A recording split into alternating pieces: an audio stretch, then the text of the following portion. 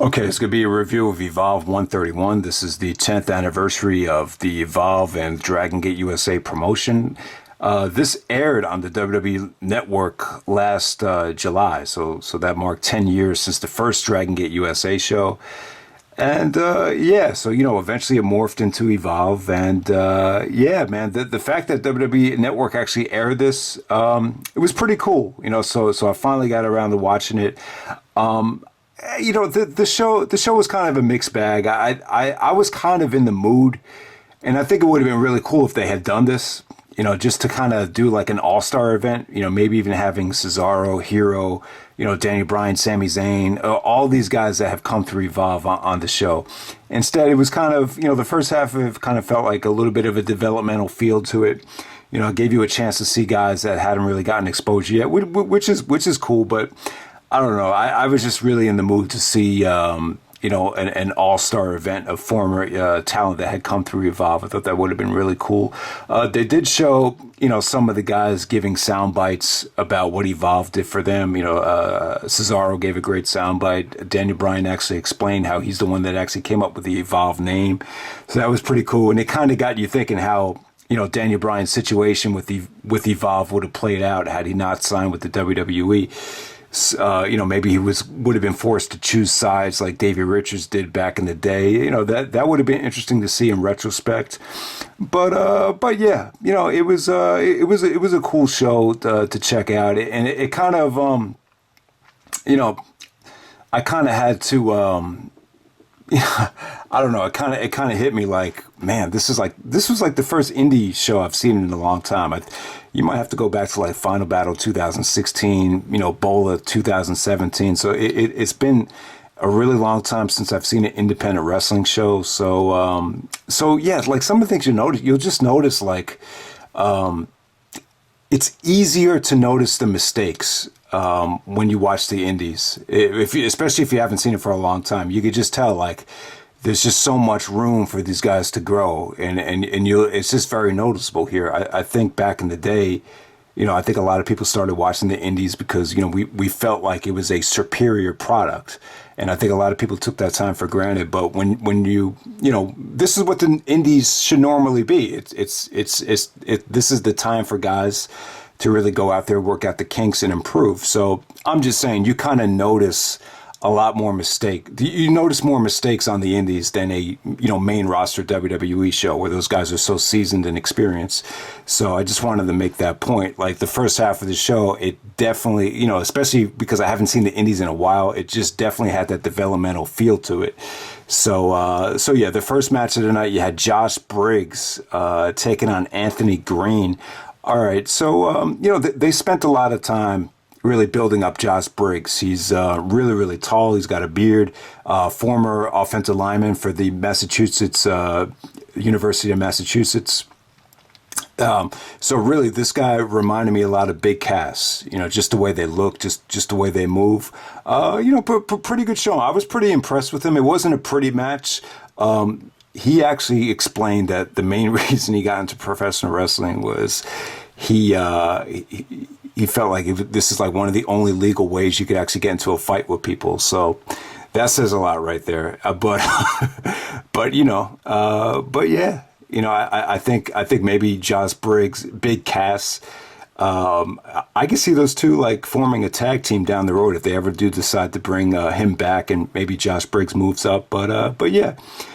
He was okay, There's still a lot of room for improvement, I would say, especially with this next match right here. You had Stephen Wolf taking on Curt Stallion, taking on Sean Mulata, taking on Harlem Bravado. So yeah, I do remember Harlem Bravado used to be in a tag team with his brother, the Bravado brothers. I think they competed in both PWG and Dragon Gate USA. So he kind of totally revamped his look here. He used to kind of be a little bit goofy, and I guess he's still a little bit goofy, but you could tell he really kind of seasoned his character here, and full blown heel. He probably got the most heat on this show out of anybody. But yeah, Stephen Wolf was definitely the most over guy, definitely the most athletic. he kind of had, a little mini-me Ricochet thing going on there. So it wasn't bad. You saw some beautiful shooting star presses. You saw some beautiful stuff from Stephen Wolf. But yeah, you could just tell a lot of the stuff they were doing. There's a lot of stuff going on in the ring. Just some of it just didn't come off that well. Next up, you had Arturo Ruas taking on Anthony Henry in a grudge match. They really focused on Anthony Henry. They actually showed a backstage promo with him, which is pretty good. I was impressed with the grappling here. I was impressed with the no nonsense approach. They were just trying to cut each other's heads off right from the ring bell. It wasn't that methodical, so I like that. Arturo Ruas, he was actually trash talking in a foreign language. I don't know, some sort of Middle Eastern language. So that was interesting. But I was kind of shocked that Anthony Henry didn't go over because they invested so much promo time into him before the match. But hey, I was actually impressed. I didn't mind it. I thought like the first couple of minutes, it was really engaged. It kind of lost me after that, but it wasn't bad for what it was. Next up, you had Brandi Lauren taking on Shotzi Blakheart in a no disqualification match. I think I've seen Shotzi. She's like an Asian girl with green hair. I think she's actually in NXT now. I'm not sure about Brandi Lauren. Brandi Lauren's a heel. She's a redhead. She actually manages Anthony Greene. So she was out there in the beginning of the show as well as a manager. But here she was a no disqualification match. Shotzi took some nasty bumps here. She actually did a tope con hilo, and she landed on a whole bunch of chairs that looked like it hurt. But yeah, Brandi Lauren, she's got a pretty good look. She's a redhead. It's tough to stand out as a redhead nowadays because of the whole Becky Lynch thing. But yeah, so I don't know. I don't know if Brandi Lauren is. Let me know what you guys think. Do you think she has potential to get to the main roster anytime soon or NXT? I'm just not. I don't know. I don't really see enough to be sold on her, but she's definitely more of a heel. So next up, you had Babatunde taking on Colby Corino, Steve Corino's little son. Yeah, so it was cool to see Colby Corino because back in the ROH heyday, maybe even going back to 2003, Steve Corino would always bring Colby to the shows. So you'd always see Steve Corino promos with his son there. And this is when his son was like, I don't even know, maybe less than 10 years old. So it was cool. He looks like a little baby Steve Corino. He's in better shape than Steve Corino. And no, you could definitely tell he has the Steve Corino mic skills as well. So I was happy to see that. But this ended up being more of a squash match. He was going up against the Giant here. And then Eddie Kingston came out, started verbally abusing Babatunde. And then we get AR Fox teaming up with Leon Ruff, who is actually, AR Fox used to team up with Rich Swann back in the day. So Leon Ruff is very, very similar look to Rich Swann as well. So you got AR Fox and Leon Ruff taking on the Unwanted of Eddie Kingston and Joe Gacy. How would you like to be married to Eddie Kingston? I swear to God, is this guy ever in a good mood? I swear to God, is he ever in a good mood? He's always angry, this guy. And I know Kingston has his promos from time to time, but I don't know. He's just too negative for me to get into. I don't think he'll ever be brought up to the main roster. I really don't know. AR Fox still in Evolve after all this time. So AR Fox, he's been in Evolve since, I think he was actually the first WWN champion, I believe that. I think AR Fox actually won the first style battle. So yeah, AR Fox has been tearing it up in Evolve, since early 2011. So, and he actually went over here with Leon Ruff. The match was good. Fans were really into it. It definitely had some good stuff. Eddie actually busted out some nice suplexes. It wasn't bad.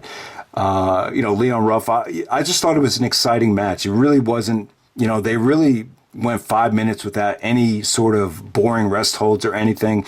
I just think that's the way you kind of had to book that match. Pretty fast paced for the whole 5 minutes. Didn't have a problem with it. So next up, you actually had, all right, so this is where the card gets good. The last three matches were excellent. You had Matt Riddle taking on Drew Gulak. And I totally forgot these guys were in Catch Point. And I wanted to talk about the history of Evolve in this video. I'm not as, you guys know, I'm not as crazy about Evolve as Ring of Honor. I don't really think the history of Evolve really compares to ROH, but I would say this. I would say that Evolve really hit a hot streak, maybe like 2015, 2016, around that time, especially when Matt Riddle and Drew Gulak came in as Catch Point. I forgot they were actually in Catch Point together. So this was a hell of a matchup right here. Just what you notice about this. I mean, how many times that this is awesome chant. I know people have stated that the chant is played out and people don't even want to hear about it. But seriously, I mean, when's the last time you actually heard a crowd legit chant "This is awesome" for a submission-based match? They were just chanting it just all about the submissions here. So that's rarely, I've seen it happen before, but it's rare though. You just haven't seen it that many times. Gulak is just a technician. He's great. He's just very skilled.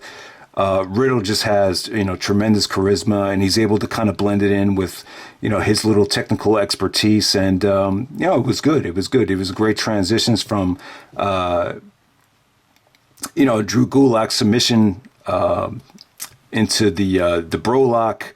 There was one point where I swear to God, I thought Drew was going to make him tap out after he was choking him out.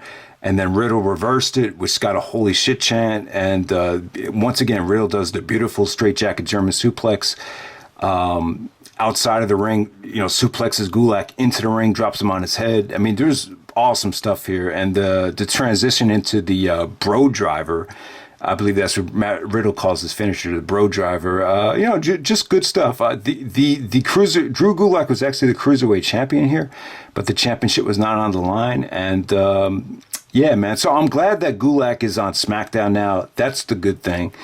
But yeah, it just kind of makes you sad that the cruiserweight championship on the 205 Live stuff, I don't know. I just feel like the WWE has so much hours of programming. It would just be nice to see the more of the guys from 205 Live, just throw them on the main television show. There's just so much wrestling that the WWE gives you as far as content goes that you just feel bad. Like some of these guys just kind of get lost in the shuffle. But yeah, Riddle and Gulak. Yeah, I'm going to say that was the match of the night. Next up, you had Austin Theory, the Evolve champion at the time, taking on JD Drake, the WWN champion. And yeah, this was an interesting matchup right here. I've been hearing about Austin Theory just from like emails. So you get like the Evolve emails, and I always keep on hearing. The first time I heard of Austin Theory, I saw the name. I was like, "Oh, is that Austin Aries' new character?" So at first I thought it was Austin Aries, but obviously it's not, because Austin Aries used to go by Austin Starr. So it's kind of it's kind of a risky name to have when you're trying to make a name for yourself. His first name is Austin. You're trying to, one of the guys that has established himself as an indie legend. His name is Austin Aries. So, but yeah, Austin Theory. You heard the Randy Orton 2003 comparisons. I don't know. I don't know who he really reminds me of. He's a hell of an athlete, though. Hell of a worker. Really, the story of this match was a lot of trash talking. That Theory was kind of young, cocky. He was trash talking to JD Drake, telling him it only took me 3 years to get to this point where he's on the threshold of making it to the main roster. Well, JD Drake is kind of he looks like a farm boy that's really out of shape. He's gotten divorced and he's been through hell, and it took him 15 years to get to this point. So I really like JD Drake's mic skills. This isn't the first time I've seen him. I've seen him somewhere. It might have been on an Evolve show from like 2016. I can't remember exactly where I've seen him, but I've seen him cut promos before. I really like the match, though. I would definitely say this is a 4-star match. Austin Theory's finisher, though, kind of weird. I mean, it's cool that he finished this match with a finish that looks that difficult and that hard to pull off. I just didn't buy the finish, though. But yeah, I was impressed with Austin Theory's work here. I thought he busted out a lot of nice power moves, a lot of just good sequences here, a lot of believable near falls as well from JD Drake. The match was engaging. It was engaging. It's an engaging mix. It shows you, the one guy that WWE looks for, and then the other guy that Kevin Owens has kind of broken the door down for like the guy that does not look that athletic and the guy that does not have a great body but can get over with his personality and his mic skills and his character. So that's JD Drake.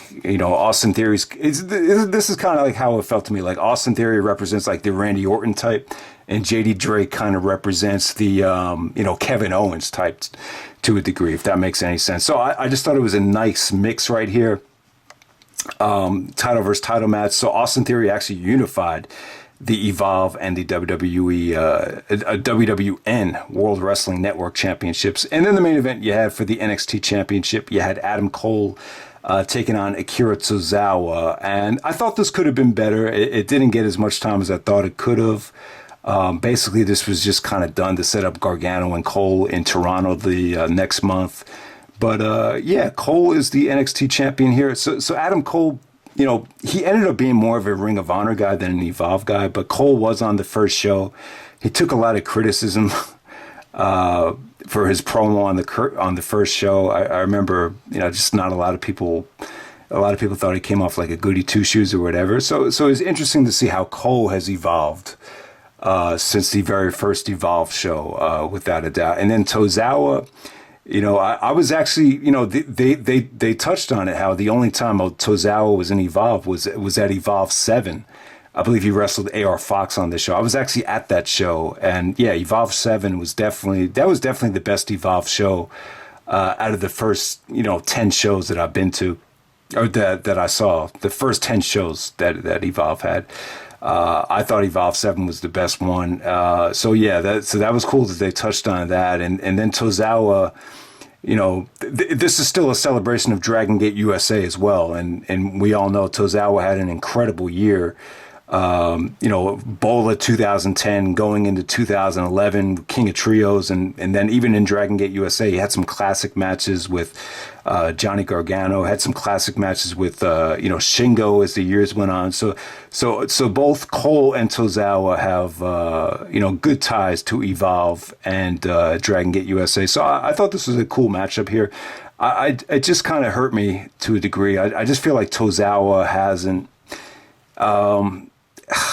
It's just one of those guys. It's kind of the same way you feel about Kenta. It's like you just feel like the WWE is not capitalizing on his talent. There's sometimes where I see Tozawa on Raw being used as a jobber, but you really haven't seen WWE get as much out of Tozawa in NXT. Like imagine Tozawa in front of an NXT atmosphere. I think that would have been amazing, but I don't think you've really ever seen it. But Cole and Tozawa here for the NXT Championship. I really enjoyed it, man. Even though it was under 15 minutes, it was good stuff. And give Cole credit too, because I feel like since Cole came out, he kind of the crowd wasn't that hot. This wasn't like your typical NXT crowd, but I felt like as soon as Cole came out, it kind of morphed into an NXT crowd. So you give Cole credit for that. There was actually one part of the match where Cole actually swiped Tozawa from the top rope, and Tozawa almost landed on his head, but thank God his head scraped the top of the turnbuckle. Cole actually got heat for doing that. So like they started booing him just because of that spot. So that was pretty interesting. And yeah, just some beautiful kicks from Cole. A lot of stiff kicks right to the head. A lot of beautiful transitions here. This was going really well.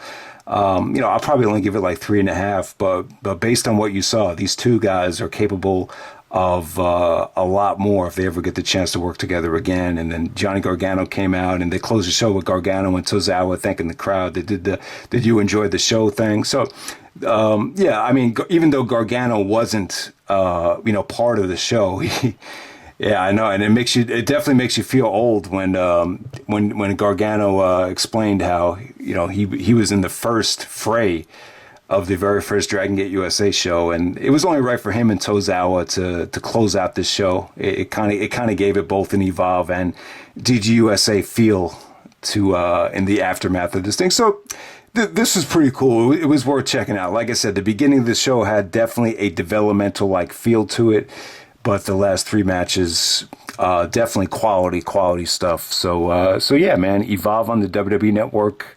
Couldn't resist reviewing the show for you guys. So hope you enjoyed it and take care. All right.